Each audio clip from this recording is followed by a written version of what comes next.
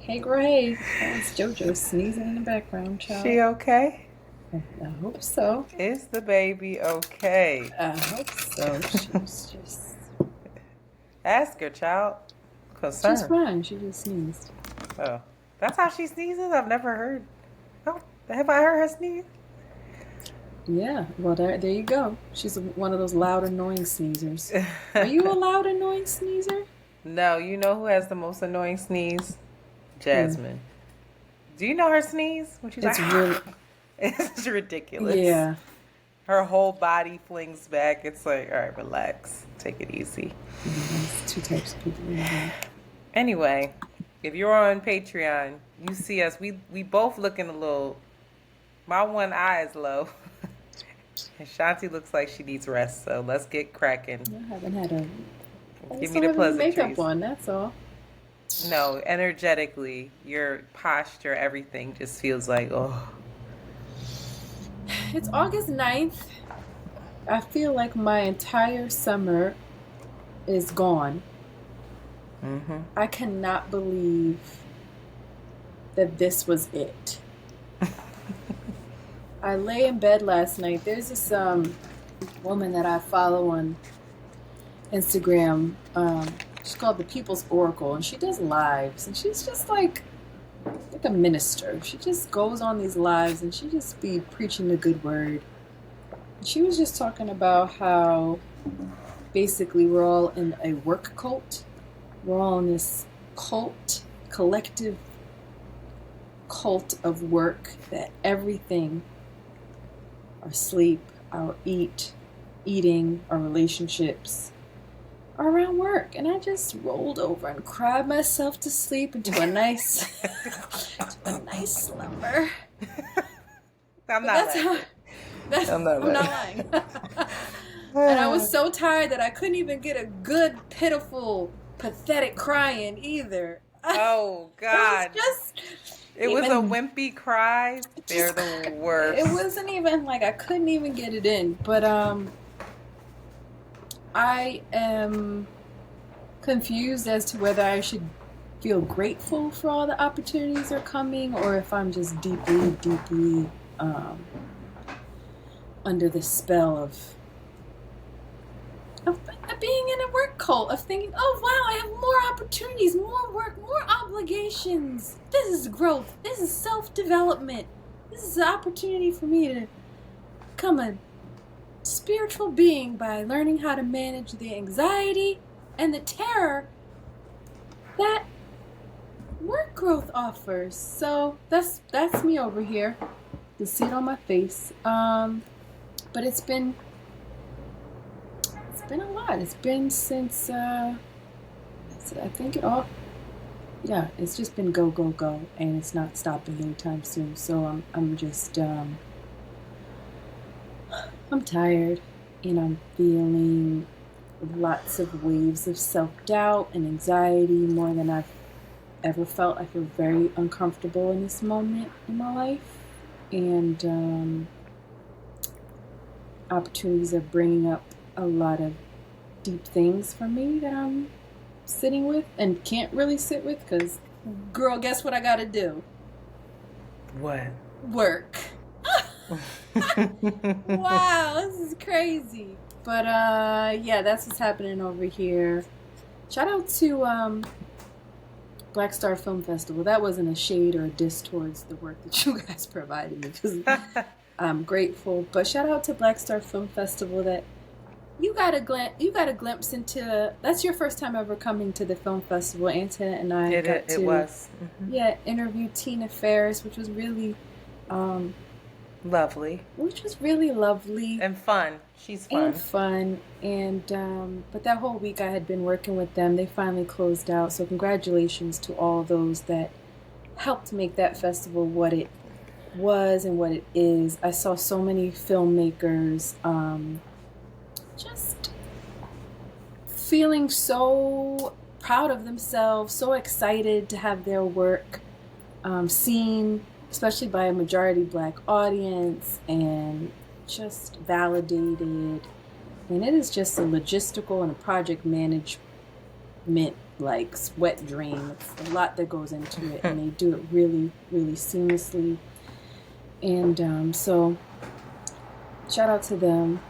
Shout out to again Tina Ferris, who we evidently that podcast was recorded, so maybe one day it'll be a reprise when we. Yeah, they have to give it to us. We got nothing to air. Be like, yo, can we get that episode so we can air it? If you guys don't know, Tina Ferris is like an amazing tour manager to The Roots, Lauryn Hill, the Black Eyed Peas, Lil Wayne. She's done major multi-million-dollar tours and started from just being a groupie to being a boss. That's her words. That's what she said. Yeah. Wanted to sound like we shading her. No, she's dope and shit a lot. But yeah, it's just what's going on over here. How you doing? I'm okay. I'm tired as well. Work is working, and they're demanding that we come back to work in the office. Plot thickens. Y'all tripping. They go. I'm telling you, it's drinking Kool-Aid. This is. I'm trying to figure out how I'm going to manage all of this while also commuting and then not being able to multitask the way that I do for the podcast. During the day, I can't envision it. Girl, it ain't no rationale. They ain't give us no rationale. It's like we need to build community again. Really, the higher ups have told them that they want it to happen because they're paying for a space, and that's what it is. But I'm not going to focus on that. I have a very busy weekend ahead. Very busy next weekend as well. And I'm going to be grateful for it because just like you said, summer is almost gone and I spent damn near my whole summer in Philly. And I always say the best thing about New York. 2 weeks here. That is not true. I was there for my mom. I was there for Mr. Ryan. I'm so sorry. Keep being dismissive. But I had the pleasure of I drove up from Philly on Saturday morning.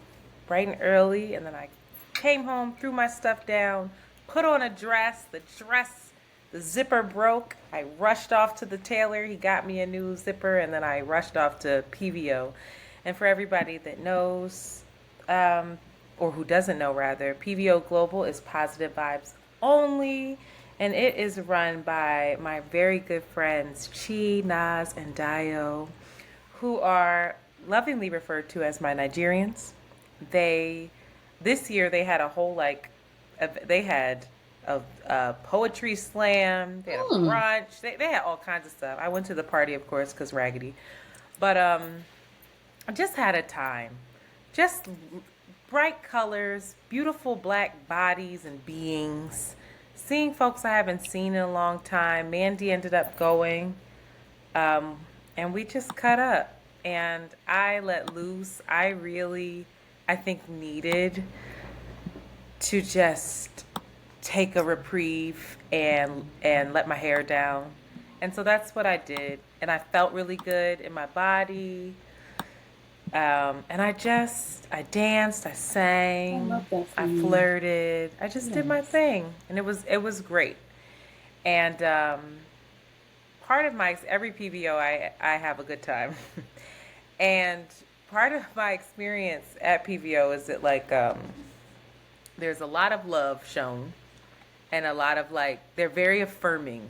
I'll say that. The folks there are super affirming, whether it be listeners, shout out to the listeners that I met there, whether it be men, whatever the case is. And I was sitting there and I was a bit intoxicated, but I sat there and I was in this bright blue dress. I remember That's thinking, your color, girl. That baby blue, it wasn't baby blue. I don't know what it was, but that is it. Okay. Pink. Heard you say pink on me. I don't know. We'll try it. For you. Okay. But I was sitting there and I remember thinking you're going to roll your shoulders back and have good posture. You're going to own the space that you're in. And I remember thinking and feeling, most importantly, you are an incredible woman. Yes. Truly. I remember very specifically thinking it, you're incredible. You're smart. You're beautiful. You're talented, you're enterprising, you're kind, you're curious, you're sometimes funny. And so I just own that. And it was lovely. It was a time. And people probably felt that too, and then yeah, I think gave it so. back. Absolutely, they did. Definitely gave it back. I think I also came across my very good friend and friend of the pod, Joel, a post of his that really spoke to me. And this is what I'm feeling right now based off of recent events, especially since, you know, the passing of Miss Pam, and just really taking time to reflect on living life fully and not needing it to be perfect. That's specific to me, because I want everything to be perfect. I want to show up perfectly. I don't want to make mistakes. I want to always represent myself in the best way. And that all of those things are true, but I also want to reserve some space to just be human and be and just explore. And so this post really spoke to me. It says, this is all temporary. And shout out to Black, because he always says that. But anyway, it says, this is all temporary. This is all made up. Do what you want. Double text. Call them back. Book the trip. Buy those shoes. Take that nap. Say yes to the lover, to the love, to the night out, to the new friends, the new dress, the new address. Move on, move out, move in. We are rewriting our scripts. And it really meant a lot to me. I'm not going to tell my business, but Shanti, I think you can understand why after like the weekend, I'm just like me doing what I want and not second guessing it, not shaming myself for it, not, I don't know, but it felt good. It was a reminder of like me, my aliveness, my being. And so I haven't felt that in a while, in a very long while. And so I want to continue to feel it. So I'm just offering that to everybody, because we're in the third quarter now of the year. We just did our mid-year check-in, and I want to encourage us to live. Summer is closing, but we still have time to do our thug thizzle. So that's it, or whatever. Like, it's my updates. Pleasantries in under 13 minutes. I love it. Moving right along. Oh, we're gonna go to hot shit. Very good. I love it. Hot shit. Do you want to do this? Because I teared up. We both did, but you can do it. That's your boo. That's my boo. And I love how many people are DMing us the footage of this. I saw Aramni White tweet, and if you don't know who Aramni White is, he is a rapper out of Philly. He was on the podcast almost 2 years ago, or at least 2 years ago. We should bring him back. That's somebody that we need to bring back, because we need to talk about this arc and the change that he's experienced. Trajectory, trajectory. He's still the same though. I just talked to him, and he's like, "Yo, auntie." Anyway, but he has a song, Billie Eilish, that went viral, TikTok sensation, and then also I think it was the BET or the Hip Hop Honor Awards. I don't know which one. Went on there and did his thing. Like, he's just doing great things, and he has dropped other music that's doing super well, and he's a true artist and a beautiful performer. Billie Eilish brought him out on stage in front of, I don't know, how many fucking people was that? 50,000? I mean, it's Billie Eilish's concert, or maybe it wasn't. I don't know what the context of where she was, but if Billie Eilish is there, it's a big fucking show.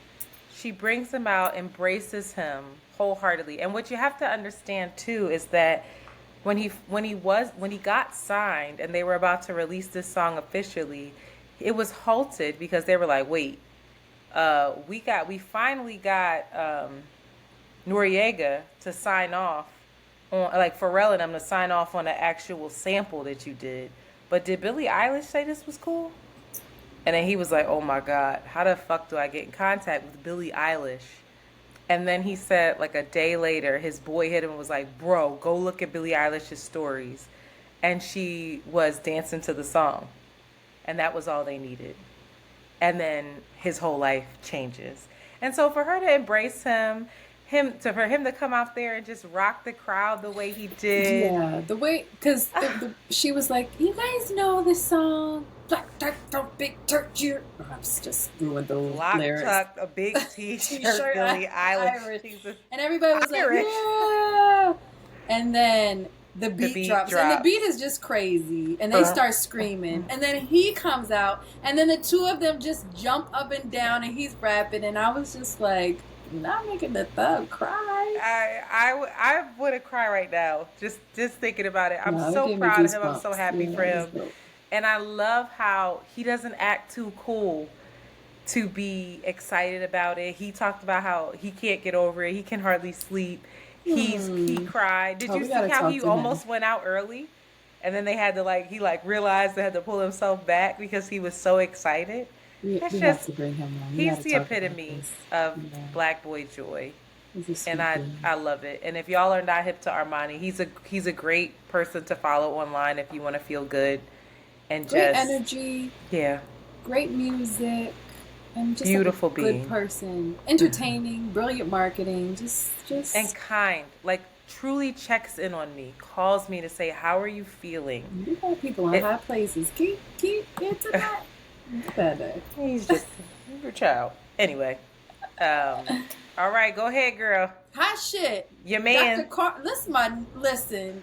What you was about to say? Dr. Cornel West was on the Breakfast Club about 2 days ago. Really great.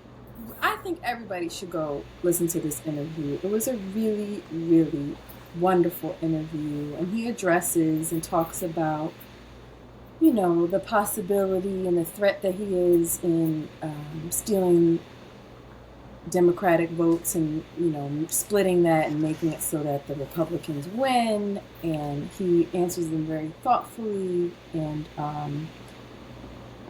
just great perspective, just a great orator. I know he be saying all the words, he really does, but unlike me, his shit connects and makes sense. And he was just, I think what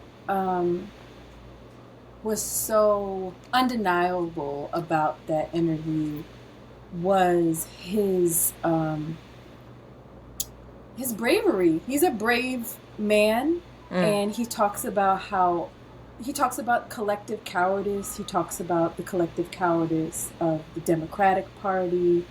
He talks about the consequence of that and the agreements that we all kind of subtly make, knowing that there are lies being told or that things aren't, people are saying things but not making promises and not meeting them. And he just really makes you feel less crazy, or makes you, his knowledge and of course his brilliance and his education just brings to the forefront a lot of things that you may be wary about, or most importantly feel a loss of hope about. And it wasn't that he was going up there and discrediting politics or the American political system by any means, but in a way that a preacher or a guru or even a really brilliant professor, which he is, can do, is that he made you feel really inspired and he made you feel really hopeful by his honesty, by his just kind of telling things as they need to be told and should be told, especially if you're going to run for that position. And I think everybody should take a listen to it. Charlemagne and what's the light-skinned boy's name? They were asking really great questions, and it's just a really. Who would think that Dr. Cornel West of the Breakfast Club would be what the people need? But it's a good listen. I would love to hear what you have to think about what you think about it, Antoinette. But I really enjoyed it, and I really am proud of him, even if he doesn't win. But he's a brilliant man, and what he has to say is really important. And another thing that I saw that I was kind of excited about, Lakeith Stanfield. I don't know why I have this resistance to this man. If I see TV shows or movies, I'm always just like, I don't know why, but He's in a new Apple TV series, The Changeling, and it's by Melina. It's directed by Melina Child. Go ahead. Go ahead, say it. Matsauskas. I feel Anyway, like you were close. Melina Matsauskas. I've been following her for a minute. She's an amazing director. She's like BFS for Solange and is all a part of those artsy, super high quality art direction Black New York folks. But it looks really. She did Queen and Slim. She did Hmm. Rihanna's Found Love in a Hopeless Place. Just immaculate camera work and vision and creative direction. And it looks really pretty and it looks really interesting. It's based on a book of the same name, The Changeling, and I guess it's like a horror mystery thing. But I'm interested. I'm looking for something to watch, child. So I'm gonna look at it and let you guys know how it went. But those are my hot shits. Very good. Very good. I have another one, and it's something that my sister introduced me to. It's a podcast called Resistance, Hmm. and it is by or done by one of her, anyway, it doesn't matter, one of her former students. And his name is Saeed Thomas, I believe. It's an award-winning podcast. Mm. Child, I was in here listening to that thing, and Shanti, it is so good. One, it's sonically just beautiful. I'm like, it Is is. it like his? What's it about? Okay, so I'm gonna go because I don't want to mess it up. Resist, dance, and apologies. I just realized that I didn't have this all written here. One moment, please. Monty, please take this out.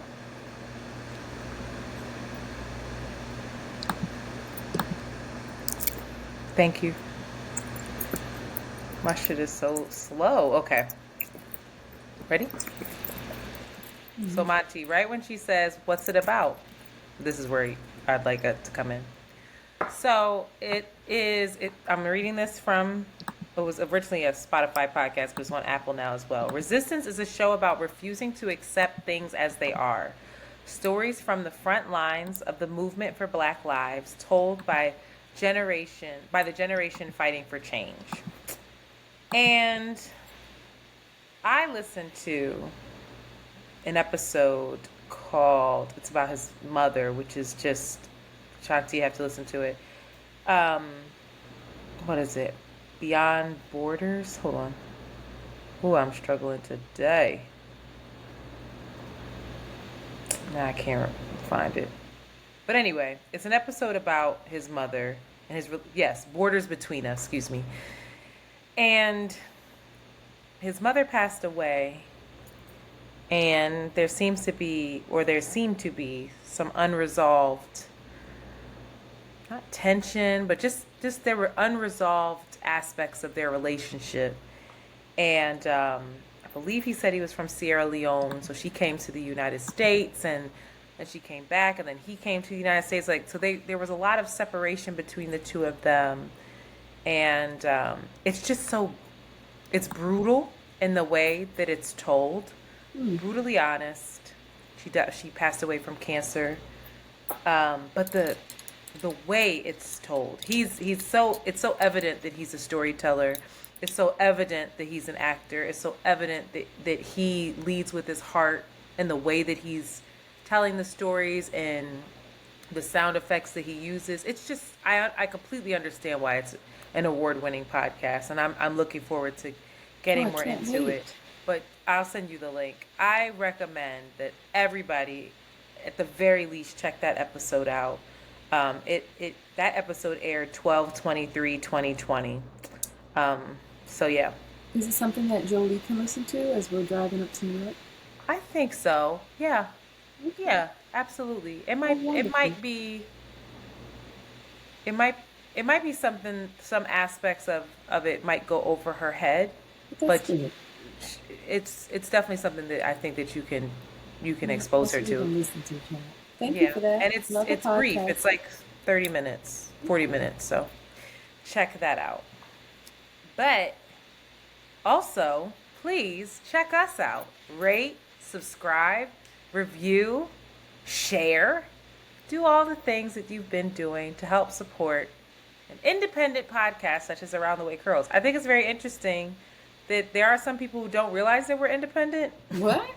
They think, who the fuck you think back at us? Well, I thought it was interesting when we were in talks with a certain network that they didn't realize that we were independent, like that we don't have a producer, that we don't have a machine behind us. This is just you and I making this happen. You and I, and the support of our listeners and especially our patrons. So shout out to you all. I really appreciate you. Shanti really appreciates you. And we're here because your help, because of your help. Yes. So new patrons, I'm gonna try this week. I can Let's read. go. Contessa, DAP2K88, Kalisha, Kia, Ashley, CCB, and Alexis. We thank you, we appreciate you, and we see you. With that, at 26 minutes in, we're gonna take a break because that's a perfect time for a mid-roll. Would you like to sing? After these messages, we'll be right back. Boop. Ooh, energetically, I'm trying to give it to you, girl. You just like, I'm not taking it. I feel like I'm keeping up. I'm not. I can't even hear you if I'm being honest. For real? Yeah, you be whispering. And that's why it was so funny when Monty was like, I understand that you didn't have your equipment and you were using the audio, like the computer audio, but I was way too close. But I did that because sometimes you talk like this back here and I can't hear you at all. And I'm like, what the fuck? We're doing all right. I'm sorry. I don't know how this is landing with you because you're stressing me out. You're giving me nothing. All right, you ready? Because you taking over. So you got to bring us in with some zhuzh. Oh, I have a clip to play right here. Play clip for Tory We're Lanez. back with our politics as usual. Wow. Wow. Were you ready? No, do it again. That wasn't clean. Go ahead. And we're back with our politics. Oh. One more time, Auntie. And we're back with our politics as usual. Wow. Listen, I think this is important. I thought to include it here.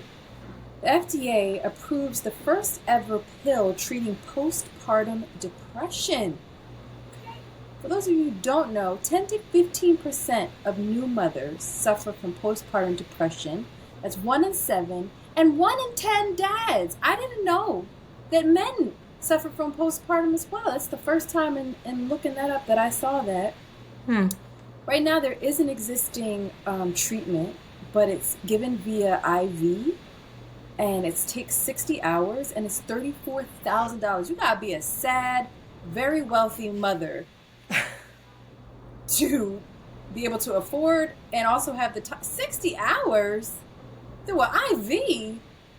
I don't. It's not 60 consecutive hours. Well, like you could, as a new mom, you got like 3 hours here, 4 hours here. That's a long time. Well, if you're that rich, 60-day treatment. I don't know how have this a nanny. works. If you got $34,000 for an IV, I'd be like, girl, drink. What'd you tell us? Well, you said drink some water and flush out your system. Listen, that ain't nothing but some Gatorade in your veins, girl. You just.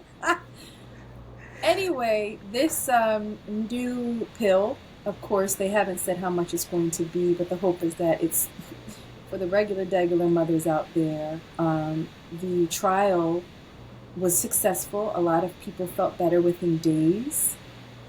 Being a new mother is wild. It's crazy. I couldn't imagine going through that process feeling really, really depressed. So hopefully this is a relief for a lot of folks. And when I was sitting there, I was like, yeah, it's just because America doesn't have any community. And I bet the other countries, they don't have postpartum because they have community and rituals. And I did my research. And I was like, oh. It's a chemical thing. It's terrible. Saudi Arabia, 22%. Pakistan is up to 30%. Morocco, 11%. Australia, 21.3%. Chile, 20%. Like, some are in the same range as the U.S., but a lot were even higher. So You have to shout also have out to to the new consider mothers that this is only gathering data on who is actually like talking about it talking about it, sharing and the saying that they information, right? have it and right and Yeah, reaching out for help. A lot of people just endure. So I'm sure that recognizing the it. numbers are much higher Child, than that. I think I that's an don't know about important a pill for conversation it. that we. Oh, I don't trust all this shit. So I'm starting to get well, weary. lots of Let me people not do take that. pills for depression. I don't know why I I wouldn't know.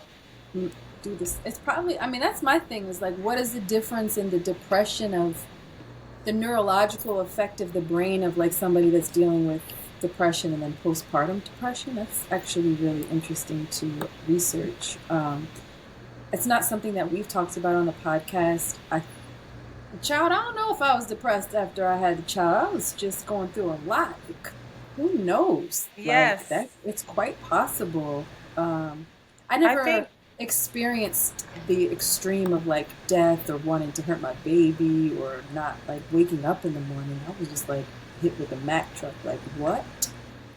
I think too, Nigga, something that I what? heard someone say that when you're always, as soon as you have a baby, you're always postpartum, like, period. And so a lot of times, what she was saying is I'm that we, postpartum right now. yeah, but you're post Oh my having a god, baby. So they were that's how I'm saying, gonna like, blame on everything. that a lot of times we don't consider that, like, I don't know. In my experience of watching you after you had your child, I think there was a lot of joy, and no, I don't think it was super severe, but yeah, I think that you were Oh, definitely dealing with a lot, but I think you definitely dealt with it, and that I think just like other depressions, and I could be wrong, there are triggers for it, and outside events and circumstances can absolutely trigger things. And you were dealing with a whole lot at that time. And so, yeah, I think that you're just used to powering through stuff, maybe, and not shout out recognizing it.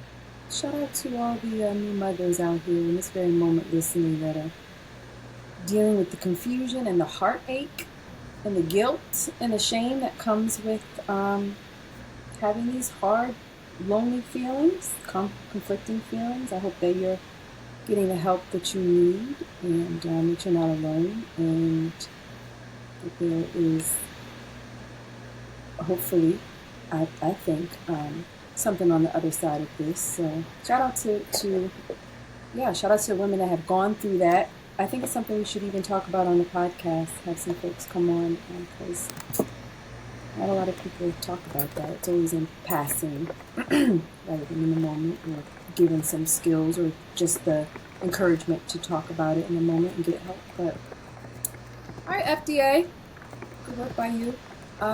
Listen, I don't know why we have not talked about the aliens yet because I wasn't in charge of politics. You can Listen now. always add anything on the Girl, outline. your shit be like this long when you do it. I'm like, It's just because of the research. You can always add well, shit. here The we're gonna group finally effort. talk about it. All right. Now, on July 25th, three military veterans, including an Air Force intelligence officer, testified in front of Congress about their knowledge of a secret multi-decade engineering program of recovered UFO vessels. They said here that it's a secret multi-decade reverse engineering program of recovered vessels. What does What that does that mean? mean? Don't put stuff on this Reverse outline engineering. that you don't know what it means. What does that mean? It sounds to me that they're trying to put back together whatever those vessels are. What movie was that in? That was Reverse it. engineering, also known as backward engineering or back engineering, is a process or method through which one attempts to understand through deductive reasoning how a previously made They're device, trying to put that process, big back system, together. or piece of software accomplishes a task with very little, if any, insight into exactly what it does. Yeah, they trying to put What that was joint that back in? together. Movie was that in where they were trying to put it back together? Independence Day. In the motherfucking Pendence Day. That was such a good movie. Now, these basically, people were saying, oh, the government is admitting. More than the government is admitting, it's actually that these were military or government workers that are basically whistleblowing on the government. There's one person said, my testimony is based on information that I have been given by individuals with a long-standing track record of legitimacy and service to this country, many of whom also shared compelling evidence on the form of photography, official documentation, and classified oral testimony. Many of these people have said that they are targets of administrative terrorism and that they have had their life threatened, and they're very scared before standing before this panel of Congress and saying what was going on. And so Congress was like, bro, are you fucking kidding me? So what was all over there? They were asking about, they asked if, hold on, let me get to this one part. Several times during the hearing, Grush, this is one of the folks that was testifying before the Congress, deflected lawmakers' questions, saying he could only elaborate in a skiff, which is a sensitive, compartmentalized. You could do it. Take your time. Take your time, queen. When I saw the word compartmented, I was like, I'd probably only elaborate in skiff settings as well. He could only elaborate in skiff, a sensitive, compartmented information facility. Me too, Grush. Those instances include when he was asked if the government has had any contact with aliens, listen to this, and whether anyone had been murdered to cover up information about extraterrestrial technology. The nigga Grush said, no comment. He said, no comment. I wish y'all could see her right now. It's how you just put your face in that mic. You're nuts. He said no comment. He said no comment. He said niggas died for this shit. He didn't say that. He said no comment. Yes, he did. He said, I gotta talk to you in the back. We gotta go in the alley, bro. The skiff. That's what I'm gonna say from now on. This is the congressional hearing, correct? Yes. They said they asked straight up, like, did you find non-human biologics? Skiff. I can't comment on it, but yes, we did, but I can't elaborate. You can't be saying yes. That's what they said. I can't elaborate. They said that's not yes, but I feel you. Yes, you did, Antoinette. If you actually think in any way to play the devil's advocate on this, is crazy. No, I think aliens are here. I think they've been here, but they confirmed it during COVID. We just had so much going on with Trump. I kept saying that. Girl, a long time ago they done said, I believed it a long time ago. They went on to sit at Congress and asked, like, yo, like, how much money is going into this, what did he just say it was? Reverse engineering, multi-decade program fucking with the aliens. And they were like, I don't know, you gotta, have to ask the Pentagon about it.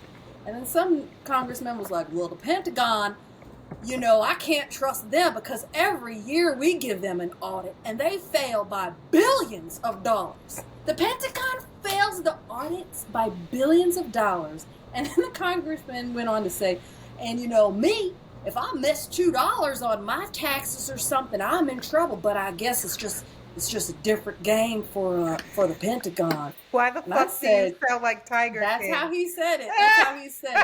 But I did see in the news that there was some audit somewhere, and they were like, "Oh, the government lost $1 billion, y'all." This shit is just. You can't make this shit up, but also it makes perfect sense. Loans, that's where they at. Aren't you being mad at all the niggas that came I'm up super and started mad. Fully functioning businesses now? They just needed that startup money.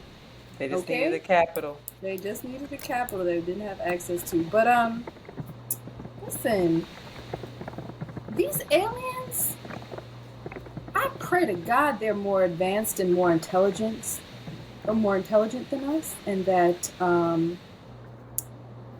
they are more evolved spiritually and are not here to be petty. I hope the aliens aren't petty because they have a lot to like.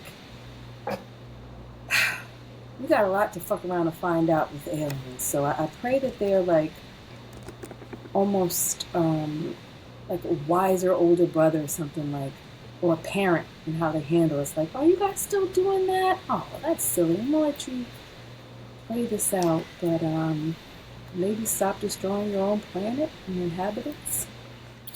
I was So talking to bad. somebody about this, and I was like, we keep, because we were in a DM talking about how badly we're ready for aliens, we're ready for them to come.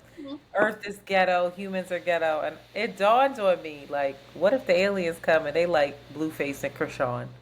What if they're worse than us? We I don't know think what we're asking for. listen, they better be. If you flying around with no petroleum and shit, if Wait, you're able to drive with no wings and petroleum, then I hope you can handle. You have a regulated nervous system and emotional capacity. I will say that I read, though, that the guy who was testifying, he did not say that he saw alien You forms. know a nigga He that know said a nigga. somebody He had showed him on told his him that they iPhone. had seen it, Yeah, saw it, nigga. whatever. What is it? I really do think that they're probably here, though. Like, they're here. My dad is quite possibly an alien. He is not a normal Shanti, person. He for real isn't. He's a very strange person. He is. what if they, you don't watch Marvel? This is just so hard sometimes to connect with you. Hmm. Tricky. I had a reference, but I can't use it. Share it with the people. I don't know what it I is, don't remember but what they're called, but it's the Marvel characters that come down. They can take the shape and the face of, I forget what they're called. Scrolls? They're scrolls.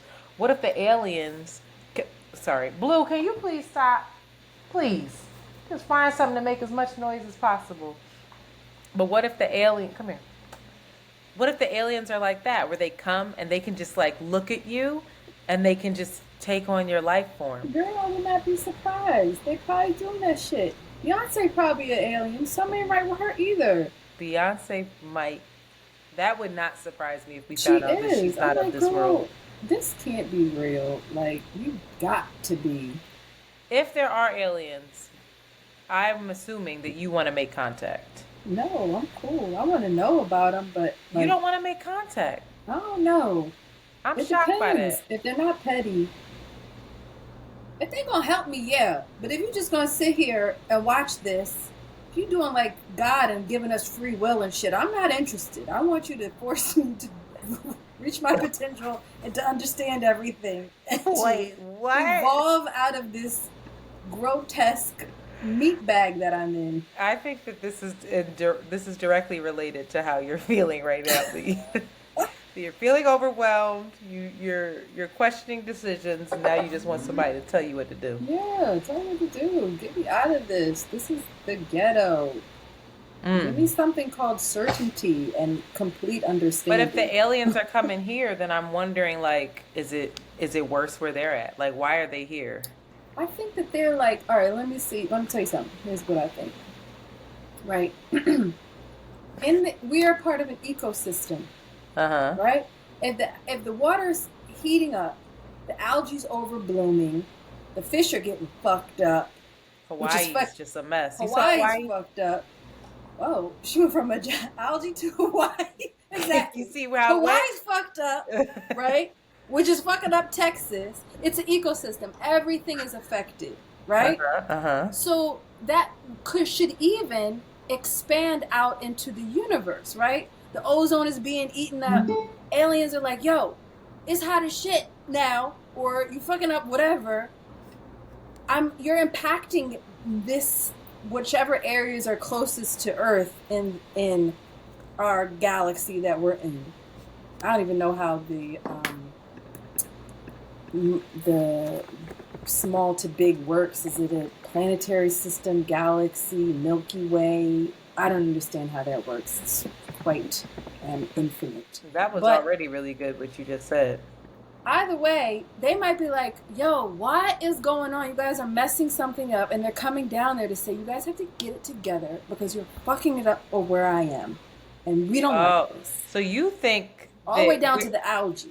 we're fucking Earth up so bad that we're fucking up the universe? Like if not the, maybe, or it's affecting, I don't know if the universe can ever be fucked up, but it's like, it has a consequence that maybe other beings are experiencing. That's far-reaching, or and we need to move on. Or they see what we're Do we? doing, and yes, where they see what we're doing, and they're coming here to say, "Hey, we can help you save your planet, you And stupid Biden's like, humans." no, we got to make this money, MOB. Biden was like, "Nah, reverse engineer that shit real quick." It ain't start with Biden. Biden was like, Who was the hello, first president? who are I you? feel like this is like a Where am George I? Bush thing, senior. Girl, this I is feel like long he would have before started that. this. You think? Like, Well, I wonder who was the first president. It's probably exactly. Obama.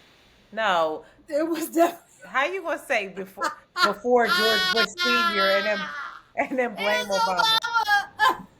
Wait, it was Obama to what? To know about this To shit? know about it, to hide it, No. to fuck with these aliens. No. Say, It was that before shit, him. they whipping that shit hard as fuck. Figure out how they did that. It's probably like JFK. He had a lot going on. Cuba Yeah. Missile Crisis. Child. It was a lot. It was probably On his JFK. plate. They just Venezuelan president just got moked out. A candidate just got killed. Oh, the world's ablaze. Help us. All right, aliens, help. Moving right along, this I could do I that. I could apologize. spend a year on this. I really could. Florida is at it again.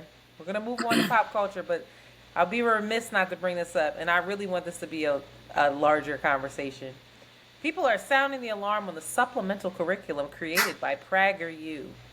It's an accredited right-wing group that has been approved by Florida schools. They have a video where Fredrick Douglas is depicted in the video saying that the founding fathers had to compromise on slavery and urges kids to work within the system. I'm going to play this video. It's Wait, very what? important. You haven't seen this? Oh my God. Is everything okay where you are? I live in Philadelphia. No. Well, that sounds like it's in your house. Are you okay? Seriously. It's my back garbage door. Oh, okay. I'm going to play this because it's wild. And I feel badly that you haven't seen this because you really don't get the full thing unless you watch the actual cartoon that goes with it. Now, which nigga did Frederick Douglass's voice? Wait till you hear it. Because in my mind, this is a white man that's doing it. But here we are. I'm opening the link. Everything's working just fine. No delays here. Let's go. Oh, God. I love the way you stick that Children, into this. our founding fathers knew that slavery was evil and wrong, and they knew that it would do terrible harm to the nation. They wanted it to end, but their first priority was getting all 13 colonies to unite as one country. The southern colonies were dependent on slave labor, and they wouldn't have joined a union that had banned it. Are you okay with that? I'm certainly not okay with slavery, but the founding fathers made a compromise to achieve something great. The making of the United States. It was America that began the conversation to end it. But Leo is correct that big problems need to be approached very carefully. Have you kids heard of William Lloyd Garrison? No. Nope. He's an abolitionist like me, and he and I used to be friends, but we aren't any longer. We don't agree how to solve problems. William refuses all compromises, demands immediate change, and if he doesn't get what he wants, he likes to set things on fire. Sounds familiar. Sounds like you know the type. Yeah, we've got that type in our time. So, you're trying to work for change inside of the American system. Precisely, Layla. Our system is wonderful, and the Constitution is a glorious liberty document. We just need to convince enough Americans to be true to it. Children, Okay. our founding fathers... That's a snippet. I wish that descendants of Fredrick Douglass, I don't know if we know who they are. If they know who they are, would sue the fuck out of them. That is an abomination of truth, of history. That is propaganda at its finest. That is dangerous. That is, I mean, I am incensed. I saw that and was like, are you fucking Scary. kidding me? It's beyond scary. And the other thing that really bothered me was that it's so in our face right now. But when I think about my own education, that kind of propaganda existed in it. You see what I'm saying? Like, we look at this and we're appalled, but we're not recognizing that this is actually the norm. Absolutely. And it's just like, you want these people to fall in line. It was that, first of all, Fredrick Douglas is, whoever's saying the voice, who's ever doing a voiceover is absolutely white. So that's the first issue that I'm having with it. That's a petty issue, but it's pissing me off. But then you have the Fredrick Douglas, the abolitionist, is telling folks to work within the system, Compromise. fall in line, compromise. America is a beautiful place. Yeah, The slavery founding was fathers bad. knew slavery was bad and wanted to end it. What? But they had America- to unite the country first. And I know that's not ideal, but because of America, because I love America, we made that sacrifice and everything's okay. Slavery's fine because it united this good country. And when we have problems, we have to put country first. Are you fucking nuts? That is what Floridians are being taught. I'm going to say Floridians. You know what should actually be taught in public schools is the amount of money and wealth that was made during slavery. To talk about how this abstract concept of how America was made. What the fuck does that mean? How does America become the most wealthiest and powerful country in the world just through moral strength and power? Get the Moral fuck out superiority. of here. They need to go from the very beginning of how much money these countries made off of slavery. It took me a really long time to understand that, yes, slavery is this concept, is wrong. But then, as a business owner, it's I labor. was like, bro.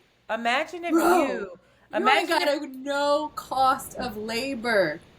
No. You just have to keep these. I mean, of course, the cost was keeping them alive and feeding them and clothing them to the bare fucking minimum. Right, that's not a cost. But a lifelong, what's the word? Regenerating labor force? That's why people are. Are you That's kidding why reparations are so necessary, because literally, that's Shanti. That's why this is numbers are necessary for them to say the numbers. But this is why white folks, they have to understand that all of the businesses, all of the wealth created then is through this free labor, and you're still benefiting from it. And this discrepancy in this wealth gap is very real as a result of your history and the foundation of this country. That's what built this country. No, it's good moral compasses. Stop. Antoinette. The other thing too is not only is it free labor, it's also innovation. I want to be very clear that the enslaved folks skill set did not just come here and massa taught them how to function on plantations. Or no, farm, enslaved folks actually came up and taught. I forget who. I wish I had this. If I had this kind of memory, but an enslaved person actually taught his owner about what is it? What is the shots that you get? Come on, the shots that you get to prevent disease. Come on. Immunizations. Like that's a thing. Like it's not. It's so much even the deeper skill than set this. of tilling the land. Number one, just how to actually create these crops, how to do it in an efficient, skillful way, blood, sweat, and tears. Girl, I think if they broke it down into numbers, which I don't even know the numbers, and of course they have existed because people have done the work. Black people have exhausted themselves to prove to try to prove themselves and the injustice against them in this country. They've done it multiple ways. So I know that the data is out there, but show them niggas the numbers. We're not even talking about indentured servants. We're talking about enslaved folks. Then you get into that. The native folks that were here that laid the foundation for this. Hello. Who were just moved off their land. And burn it down. They're gonna say they just want to burn it all down. And so that sounds like our arguments. No, seriously though. And then to have Fredrick Douglass delivering this message, what an atrocity! I know people like that, not the BLM. I know what an atrocity! What a slap in the face! This feels violent. You know how I get mad and I'm like, words aren't violent. This feels fucking violent, and this makes me want to just annex Florida. Like, just get it the fuck out of here. Just go, Florida. Be gone. I just don't understand how this is legal. What is going on down there? Anyway, I'm gonna do more research into this. I came across this yesterday and been working all day, so I'm not as informed, and this is not as thorough as I'd like it to be. But I definitely want the listeners to be aware of this. I apologize. That reference wasn't 1989. That is actually Taylor Swift's very popular album. It's 1984. Wait, what? Which is a dystopian social science fiction novel. 1989. In 1984, they have double speak, where you say one thing, like war is peace, peace is war, all of that kind of stuff. But I just referenced it, and I said, yeah, that sounds like 1989. I didn't even hear you say that. But it's 1984. 1989 is actually the classic album by our queen. Please do not bring Taylor Swift up and while we're talking about Black liberation. All right, moving right along. I got another clip for y'all asses for this one, but you can talk about how you feel. Go ahead, bring us in. Tory Lanez, I think it was yesterday, he was convicted of, or sentenced to 10 years for shooting Megan Thee Stallion after he spent some time pleading with the court and trying to, get a lighter sentence after he was convicted of the crime. Do you have thoughts on this? That? I definitely feel like he should do time for that. 10 years feels like a very, very long time, especially since the cop that just I didn't write this part down. Go ahead, Antoinette. I'll bring that. I'm shocked part in. But you just said that. You think 10 years is the amount of time that he should? It feels like a very long time. Wow. It does. I can't tell you how disappointing it is for me to hear that from you. I'm sorry. I gotta be honest. Let me play a clip. I'm deeply disappointed to see how many people are saying that online, how many people are doing this comparative thing, how many people are saying that Megan is still lying, how many people are... No, I'm not equating you to that, but this is what's happening online. And it's just, to me, it's gross. And he's not going to do 10 years, one. When you get 10 years, you don't actually serve 10 years. He'll probably do half of that and then be shipped off to Canada somewhere. But, because he's not a citizen. I want to play a clip. And I want to play... I don't believe so. He's Canadian. I don't think he's a U.S. citizen. That's why they keep saying that he's going to be deported. But I want to play a clip from Ebony K. Williams on the Griot. And she really hit the nail on the head. And big up for how I feel about this. And I want to say big up to her because I respect her. She's a lawyer. She's a bad bitch. And her legalese. And I think her dedication to Black women really gives her a right to be an authority on this. And so I'm going to play this really quickly. And of course, it went to my... See, the reality is that if Tory Lanez was convicted, and let's be clear, he absolutely was convicted in a court of law by a jury of his peers. So again, I ask, if Tory Lanez was convicted of shooting Drake twice in his feet, would there be a cultural division? Would we be labeling him everything but a child of God and shipping him right on back to the six? I think so.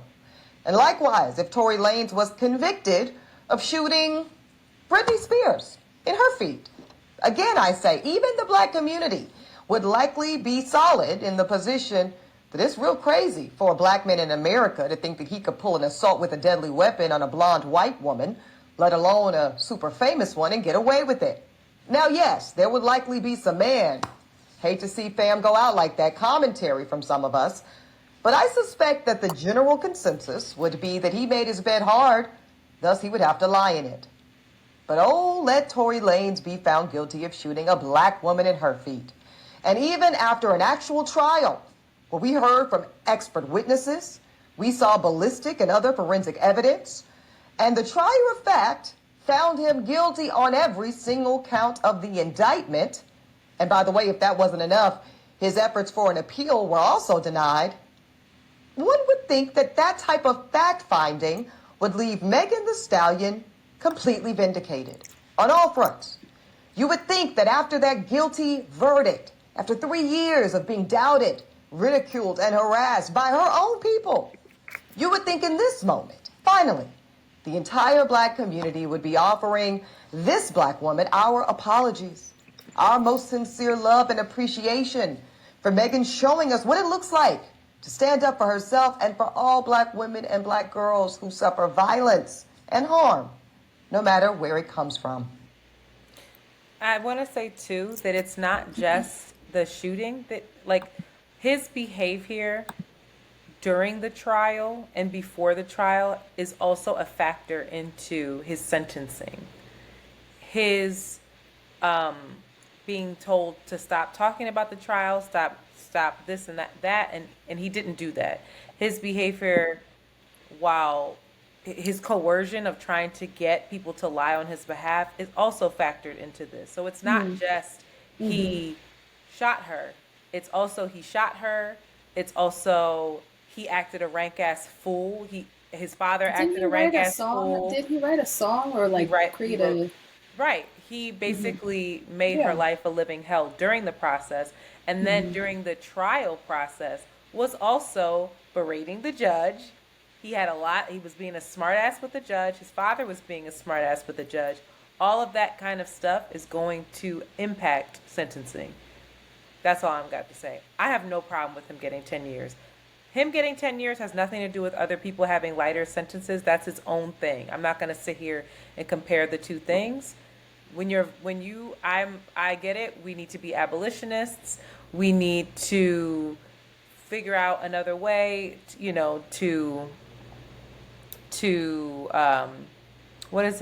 restore and recuperate folks who have done wrong. But when you are violent towards women and you show absolutely no remorse, you need to have you need to have a seat. Sit down. That's how I feel. All right. What do you think? I don't disagree with you. Well, you did earlier. You were shocked. I didn't. I just said 10 years is a long time. You say it's not a long time. I don't think that. I don't know. I mean, I don't know if. I also don't have an answer for what the appropriate amount of time was. I'm not going to sit here and lie and say, oh, I was. And the 10-year conviction or time that he has to spend isn't connected to me thinking that was that what he did, he doesn't deserve it. It just, I don't know, it just felt like a long time. What do you think about my about immediate response? What do you think about what Ebony said? Like, do you think if this was Kylie Jenner that he shot in her feet and he got 10 years, let's honestly, like, when she said that, I was like, spot on. I don't think anybody would question him getting 10 years for that. I would expect him to get more if that black man shot that white girl. I don't know if that's how I would feel. I don't know. And maybe it's for us to latent ask and deep down that I'm not thinking, like, considering or being truthful about, but I don't know if I could answer that. It doesn't come up to me as like, oh yeah, you probably would think you need a longer sentence. I don't know. I don't know. And I don't have the answer. 5 years doesn't feel like the right amount of time, feels like a less amount of time. I don't have an answer that, or a time that feels like, yeah, that feels about right. That was just my honest opinion of, oh, that felt like a long time. Not that he shouldn't serve it or is not deserving. My just initial reaction was like, damn, he locked his ass up for a long time. And it's not like he does, you know, he didn't deserve that, or he needs to defend it, or that was irrational. My just response was like, wow, that's a long time. Sorry, I don't have more to argue about. We're not arguing. We're Well, talking. I don't have like a definitive like, because No, I don't expect us to have definitive thing. I think when Ebony positioned it in that way, it made me sit back, even though I didn't feel like, when I saw 10 years, I was like, okay. I didn't feel, I thought, oh, that's what it is, bro. Good luck. But when she positioned it like that, it made me think, holy shit. Yeah, I probably would anticipate that he would get more time if it was a white girl. Or, yeah, if he shot, Drake. But more so if it was a white woman victim, if it was Kylie. That we would be like, oh my God, he shot a Kardashian twice in the foot, and this poor white woman. We have to defend I don't know her. if that would. Yeah, I don't know if that would be my. I'm talking about the collective. Yeah. Like, I think that we are also conditioned I for think there that, to be more, real fast, that we're conditioned for there to be more justice when it comes to, and on harder penalties when victims don't look like Megan. If I would have said that was 10 years is a long time, but it makes sense because he shot a white woman. That probably Exactly. would. Yeah, but it wouldn't be in the, but not because that's justice or that's fair. It's just that oftentimes black men, if a white woman's in harm, you're going to get the fucking thrown in jail and the key thrown away type of. But you see that that's an issue, right? Absolutely. Okay. But I also wouldn't do it like, out of protection or defense of Kylie either. But I would understand, I guess there is some cognitive dissonance of like, oh, he I don't know the saying, but they threw the key away, threw his ass in the jail and threw his key away. And then that's a really long and harsh sentencing for Megan in a way that I would understand more for Kylie. I understand. I get that. Okay. Yeah. In other news, we have Jamie Foxx. Now, Jamie Foxx, we all collectively took a breath of relief, a sigh of relief, when we found out that he was okay. Now, just a short time later, we have Jamie Foxx groveling and apologizing for an anti-Semitic comment. So I just want to break down what happened, okay? Jamie Foxx posted the following message on his stories. Quote, "They killed this dude named Jesus, ... ellipsis. What do you think they'll do to you? Question mark, question mark, question mark, exclamation point, hashtag fake friends, hashtag fake love." Okay? Jamie Foxx's post caught the attention of the Jewish news company, A Wider Frame, which subsequently shared a screenshot of the post and accused Jamie of sharing a, quote, horrifically, anti-Semitic message. When they shared said screenshot of the post, it showed that Jennifer Aniston had liked the post. Now, Jennifer Aniston threw his ass under the bus, but we'll get into that. Jamie apologized and said, "I want to apologize to the Jewish community and to everyone who was offended by my post. I now know my choice of words have caused offense, and I'm sorry. That was never my intent. To clarify, I was betrayed by a fake friend, and that's what I meant with they, not anything more. I only have love in my heart for everyone. I love and support the Jewish community. My deepest apologies to anyone who was offended. Now, Jennifer Aniston got called out for liking the post, and she then threw Jamie under the bus, and she wrote, "This really makes me sick. I did not like this post on purpose or by accident," which I don't even know what that means. "And more importantly, I want to be clear to my friends and anyone hurt by this showing up in their feeds. I do not support any form of anti-Semitism, and I truly don't tolerate hate of any kind, period." So Jennifer Aniston is a friend of Jamie Foxx, and it was very interesting that instead of saying, "Hey, I didn't like this post for it to be anti-Semitic, and I don't think Jamie was being anti-Semitic," she straight threw his ass under the bus, the way that there's a pattern of white women doing to black men, and saved herself. Didn't go over well with black folks. So before I continue with my thoughts on this, have you heard this saying? They killed Jesus, so what? Of course. Yeah. Have you ever thought? Now this is where it's interesting because it's within the black community, black and brown community. Christian as well. Well, no. I'm not going to say Christian. I'm going to say the black and brown community specifically. I've never equated this to Jews, ever.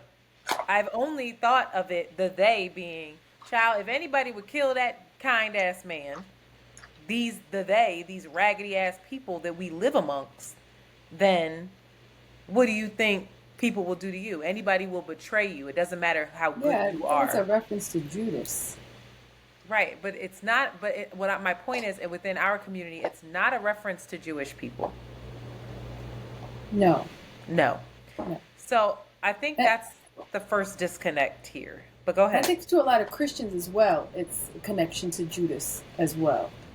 But Jews don't follow Christianity, so lots of times they don't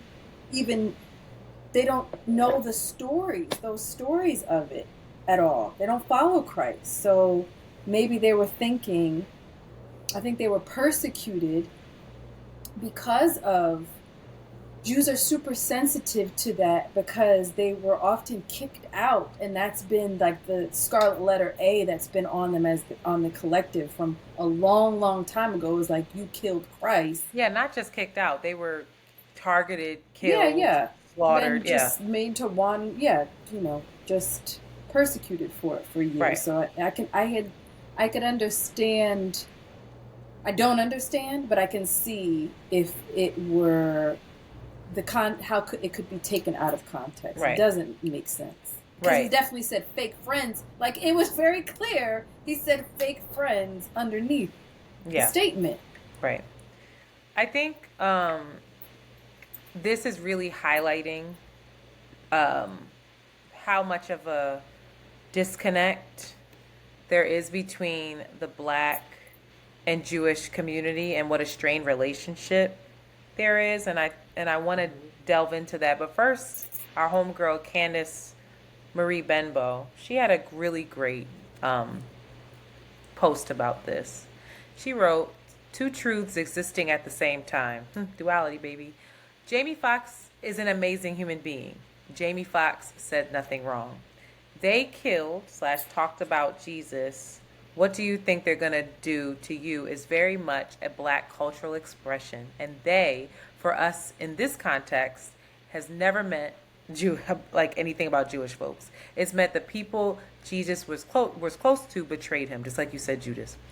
That matters in this discourse. For many black folks, they killed Jesus has always been about reckoning with the reality that people can be close to you, / you can give people the best of who you are, and they won't think twice about hurting you." And in his explanation, this is what Jamie meant. Anti-Semitism is real, and the conservative Christian framing of Jesus' crucifixion has been used as a justification for anti-Semitism for centuries. We need to call anti-Semitism out and put an end to it. At the same time, there has to be room for an understanding of cultural differences and expressions that aren't harmful or rooted in it. I hope we can get there.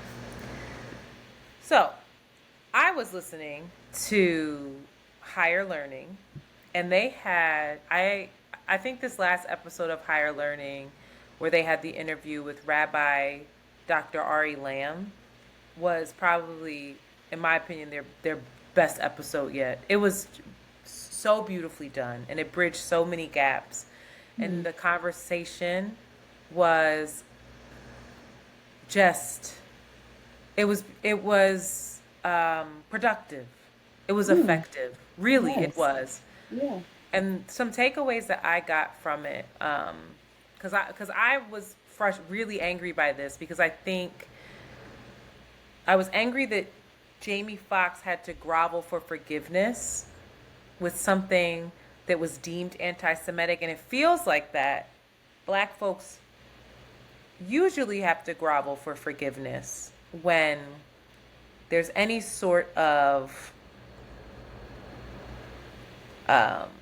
prejudice or towards a certain community, even if it's not the intention. They're made to apologize, but it doesn't feel like that is the case with other people who offend Black folks.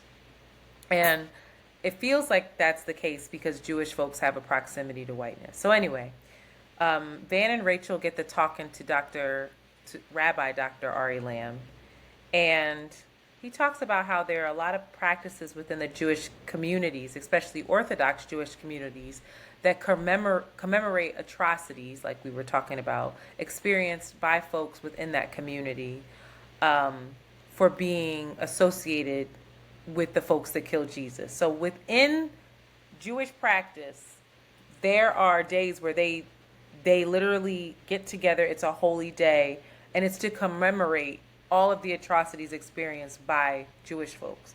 So it's very much still present in their practice, in their psyche of like these atrocities against us. And so there is a sensitivity, like you said, like you talked about, it's very heightened, because if you are, especially a practicing Orthodox Jewish person, then it's in the forefront of your mind. He also said that the challenge of fighting anti-Semitism is that the organizations attack folks, like an example like Kyrie Irving, and they make these obnoxious demands of somebody like a Kyrie Irving or anyone that they deem to be anti-Semitic for that matter. But these organizations don't represent most of the Jewish community. So most of the organizations that we hear from that speak out, this rabbi is saying like, they don't really represent most of us, because they're not even really practicing Jews the way that most practicing Jews, like that, it's not really how we feel. And he was like, those folks, like they're not part of, he was saying they're like the main problem. And that most practicing Jews would have seen what Kyrie Irving wrote, seen what Jamie Foxx wrote, and had a conversation, and then invited them to Shabbos at their home. Like they want to share the culture, but these organizations don't. And he was like, the main problem is that for most Americans, and this was so spot on, the only time we encounter Jewish culture on like a mainstream level is when punishment is being handed out, whether the anti-Semitism is real or perceived. People. Exactly. And so we've equated Jewishness to only fighting anti-Semitism. And so you can't engage with the Jewish community unless you're apologizing to it. And so there's already a defense of like, well, you can't fuck with them because you say anything. And so there's no room for conversation. There's no bridge to be gapped.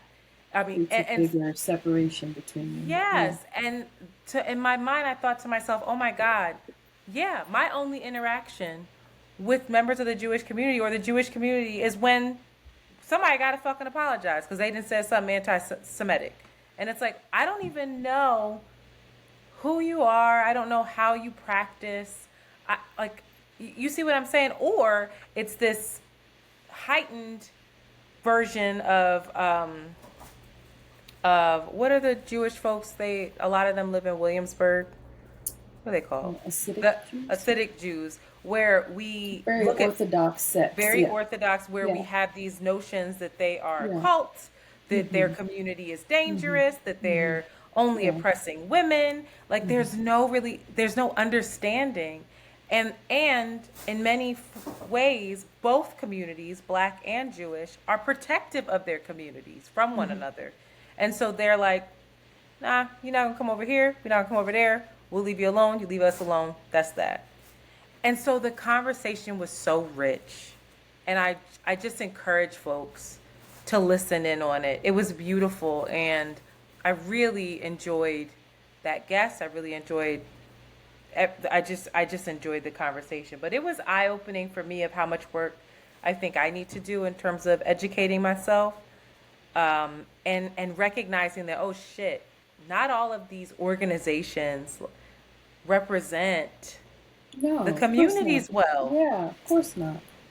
But Absolutely. I just like, It's and like it's like it's the right wing Christians or the evangelists or the we're Black Lives Mormons. Matter for that matter.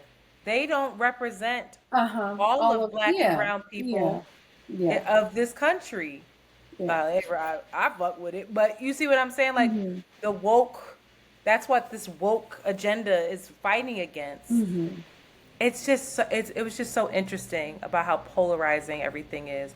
But there was something to be said about only interacting with the community when punishment is being handed out. And I thought about the police as well. It's the same thing. It's like, Yeah. you know how many times I've talked about, why don't police speak? Why don't they ask you how your day was? Why don't they know your name? If you're policing my community, you should know me. You should understand the community. You should love the community, be of the community. But instead, the only time I engage with you is when you got some fucking beef or you're double parked being a dickhead. You know? Just something, I think that lesson can be carried out. But go ahead. I know this, and I said it before, and I'm not joking. I think you should watch Jewish Matchmaker. It was really eye-opening. Okay. And it shows a range of the culture and the practices and the ways that Jewish people identify. And I really enjoyed it. And I enjoyed learning about the Jewish community through that programming. So the range, it shows range. It shows the Okay. way different people practice. It's good. It's good. Okay, say less. And now finally, this is old news now, because this podcast is not going to come out until the 14th and it's the 9th. But y'all gotta hear our thoughts on this. Shanti, bring us in. Now, I don't know when this came to my attention, but all of a sudden I looked on my phone and I just see this conversation about boats and a brawl, and I see the brawl in snippets. I see just one, because there's different angles. There are many people shooting this now, but the first thing I see is the initial altercation between the black gentleman. What was his? I forgot his role in it. And the white men attacking him, and then a group of black men coming to his defense. He worked at the docks. He was like, and then it cut off. It cut off, and I was like, "Oh, okay.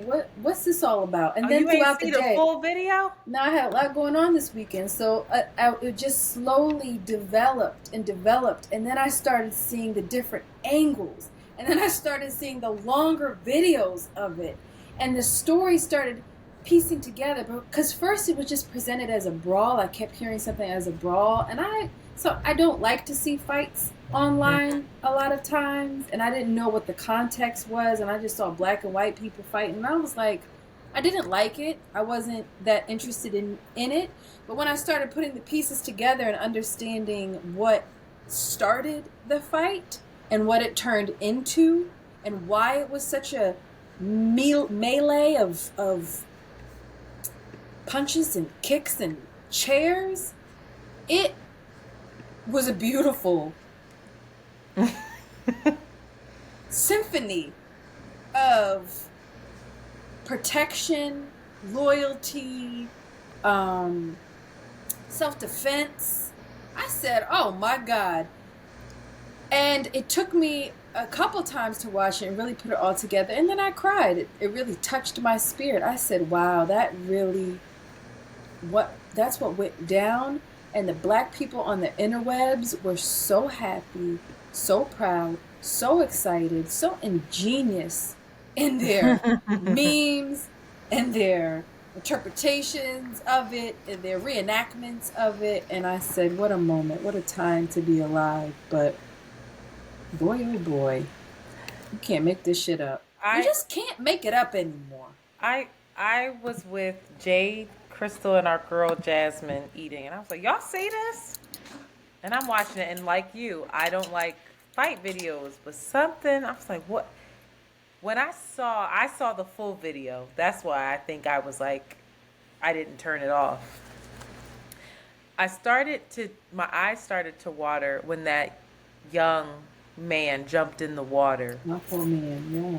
And I know that like there's a lot of memes about this, but it really did feel like Bombay, like it felt like here comes the cavalry.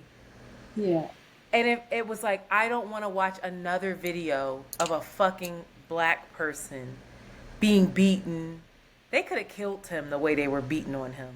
I don't want to watch another video of another black person being dehumanized. I'm so fucking sick of it. And it just felt like this uprising. And I never thought that a brawl would show me so much about humanity. But it absolutely did. And I was so happy that every single last one of those people got their asses whooped. That they fucked around. The lady got bonked on the head. Wait, had to bonk we're that gonna lady in the address head like that. We're gonna address that. She's my sir. But when you watch from these other, listen, when that young man jumped in that water, that's a minor, okay? He was 16. That's a baby on that boat watching that older gentleman be accosted and be brutally attacked by thugs, okay? By drunken thugs. And he said, not on my fucking watch. And anything could have happened to him. He jumped in that disgusting water with shoes on, with clothes on. He somehow hoisted himself up and then proceeded to body slam the shit out of. You know how much fucking strength it takes, and how much, seriously, how much adrenaline, how much love, how much commitment to his community that takes.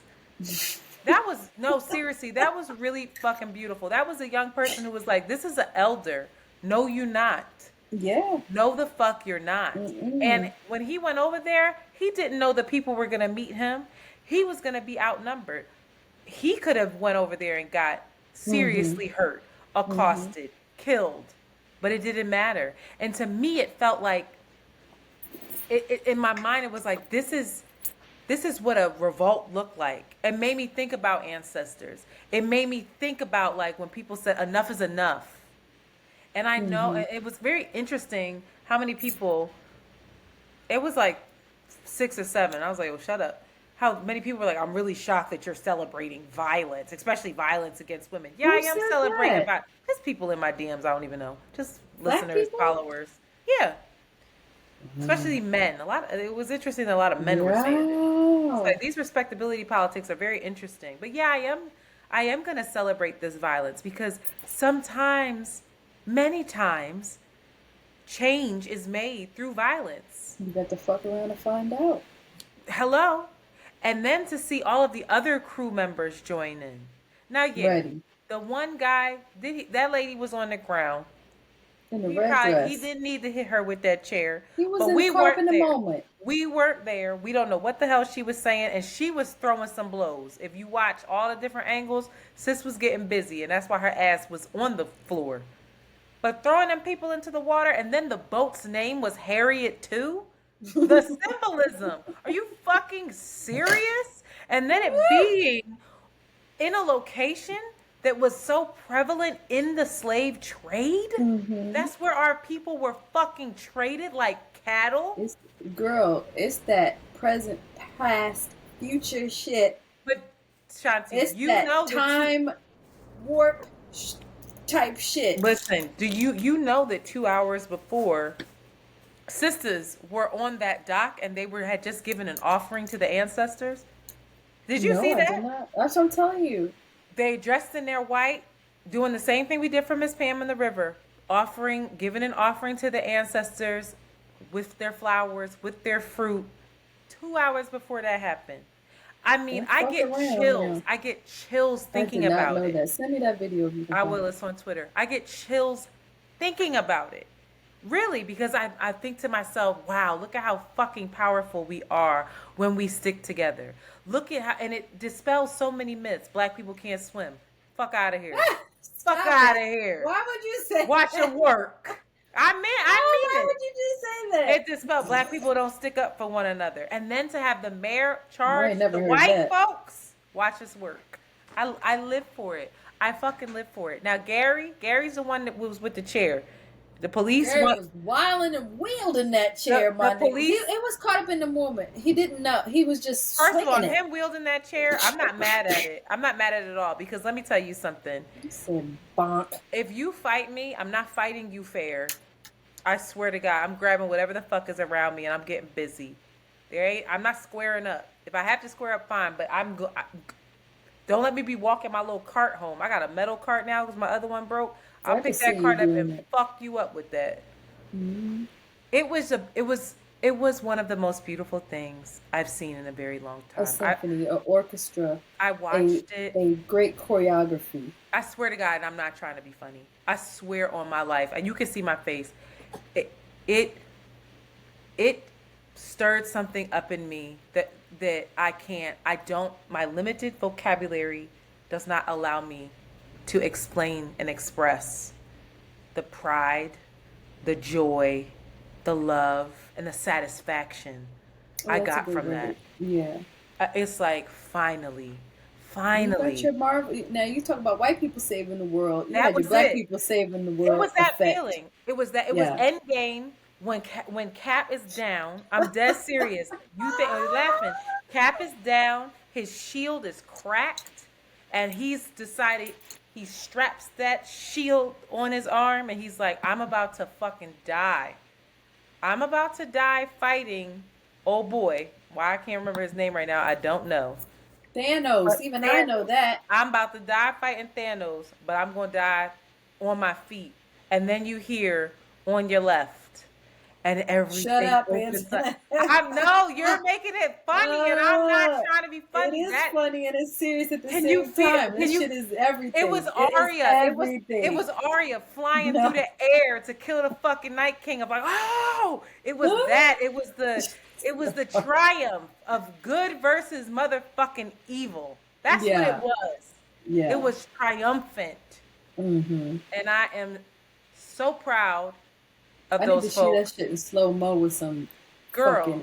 You got on Twitter. You need to see it because it'll triumphant. They've put music over it.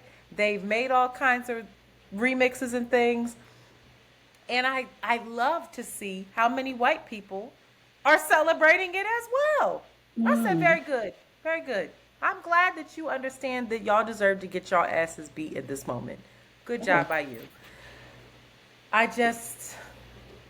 need more of it. That's what they need to be playing up in them Florida schools, not that goddamn. That. And the last thing I'll say is I was even more proud to see how many people were asking how they could support the legal defenses of those folks. They were like, they gonna need it. So, a lot of folks, they're trying to protect their identities. I understand that, but I hear and see. That was my first thing. I hit up Sean King. Shout out to Sean King. I know he's tricky, but he fucked with me on the internet. I hit him up like, dude, you usually be finding these GoFundMes and shit. Find the GoFundMe. Let me know when you find it because it's important. And the young boy They found his Cash App. His Cash App can't accept any more He donations. said, "Stop sending me money." But he's a Oh my minor. God. So please, y'all, if y'all, there are some people who know who he is, stop posting that minor, please, because you never know what crazy person in Alabama might come for him. You understand? So you have to be smart about this as well as we celebrate. But just thank you, God, for that. I needed it, Hallelujah. and it Yeah. really and then what transpired afterward, Rejuvenated. the sheer brilliance. Can you imagine not being black and not being a part of of black Twitter after this? Can you imagine not understanding those memes? Can you imagine seeing a folding chair with a do-rag and black Air Force Ones and not knowing what that means? Sad. What a What sad a life you live. existence. We're missing out. Just what a vanilla saltine Oh, cracker existence. oh. Who wants Shout that? out to the white folks that did understand it. Hopefully there were some. I pray. I just couldn't imagine being a part of any I other never even think of that. That's community. true. Just like how we said, damn, you ain't never had no oxtail and Girl, your gravy? hand is all over that mic. Get off the mic. You never had oxtail and gravy? Girl, I never think my about that. mother had oxtail for the first time when I gave it to her, and she was like, "It's good. It's greasy, though." I was like, "Wow, you don't even know the This, you should have slapped joy." it right out of her fucking mouth. Don't you ever talk about my mom like that. Don't you ever. No, No, I just couldn't. I couldn't imagine. And I'll end with like my grandmother. Today is August 9th. Shout out to Celestine Henry, matriarch of the Henry family. She turned 93 years old today, and I called oh, her little Leo grandma. and I love that for said, you. "Grandma, you done seen some things." And she said, I sure have. And I said, "Well, I want you to know, she don't have it blue." Sorry. I was like, She just rummaging. "You hear her?" Mhm. Terrible. I said, there was something that happened. I explained to her what happened. And my grandmom is not the most warm and fuzzy person, but boy, did she perk up. And I said, that's for her. That's for all the shit she done dealt with in her life. That's for all the ancestors. That's for Fredrick Douglas rolling around in his motherfucking grave because Florida don't know how to act. I ain't say That's that. for all of us. That's for Oh, my all of God. us. And I want to see it more. And I pray that it's in self-defense, that we're responsible. And I also pray that it stays with your hands. You know? Let it be with your Well, hands. Unless nigga, unless it's it's not. unless it's not. So, I don't know what the name of this episode is, but I wouldn't be nothing. I wouldn't want to Mississippi be hot anything damn. else but black. Truly. Goddamn. So, shout out to us. Glory. I wish we could still play music because we could put a nice old spiritual, nice Sing it old for us. gospel. Sing it. I wasn't raised. I'm going to the good old. Sing this John Hades. Legend glory thing. What? No. You know I ain't listened to a goddamn. Let me tell you another. You know who's next on my list next to Common? John Legend. Not you just being irrational and hating on all of good. Was he a part of good music? I don't think so. Anyway, you can sing "Wade in the Water." You know that. Wade in the water. Wade in the water, children. Wade in, come on, the water. It's the. Go ahead. That's it, girl. You see me over here looking like a newborn kitten. Can't keep my eyes open. Looking like I ain't had water in 3 days. God is gonna trouble the water. All right, we out. Bye. All right, Sheila. This 9 Let's go do a.m. some nice sound. on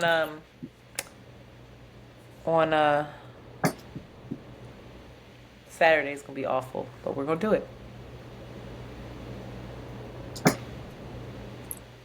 Or Always something. Well, that episode, we have an episode for Monday, so we could, if we ran it by Monty and he said he could do it, but then you got to gear up for next week. We could record it. We could record Monday night. For the whole week, right?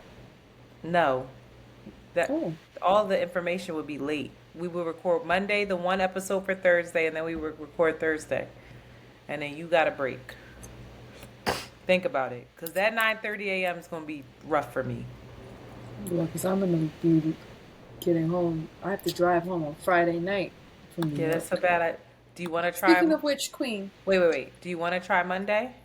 I would love Monday night? Monday night. Yeah, that's what I'm saying. Yes. You can't do it during the day because I'm actually off Monday. I record with See the Thing Is. Let me see. I can do Monday morning. No, I My record. first appointment is at I record 12:30. I would be busy from 8 to 10 to 12, 1 to till 2 with them. So all I'm saying is I don't have to record it like 9 unless you have to, or 8. Yeah, we could do earlier. We could do like. I just have to figure out. I could do 6. Okay, let's try to plan for that. We could try for that. We could do 6, and then we just got to confirm with Monty that he can get that ready for Thursday. I think that's a much better plan than you driving home and then having to do it 9:30 in the morning, and then I gotta run around all Saturday too. What's she doing? Where's she going? What you mean? Who's she? Tina's birthday. It's Jason's birthday first. I'm just gonna go for like an hour, and then I gotta go to Tina's. Tina, I don't know. Dennis is being quiet about it. He wants to plan it himself, so he he over there like, just come with your dancing shoes on. Aww, He's so funny, and I think he's cooking out. But then I also think he rented like the hall in their apartment building. I don't know. He's so sweet. Wonderful for them. Yeah, Ian's coming, Angie's coming, Jade's coming. It'll be nice. Listen to me. Okay. What time can I come get them keys from you, Queen? I'll be here all morning. You can come anytime. I come anytime? Alright, I'll let you know. Well, 'Cause, wait, anytime during the day. I don't want to be stuck here after work. What you say? Anytime during the day. I don't want to be stuck here after work waiting No, for no, you to it'll come. definitely be before. It'll be probably like 12, 1-ish. Okay. Yeah, you get the keys because I don't have any food in my house. So my plan tomorrow is to get out of here and try to go grocery shopping. I have nothing. I got water for y'all, but I don't have any. Like, I've been eating out every day. It's bad.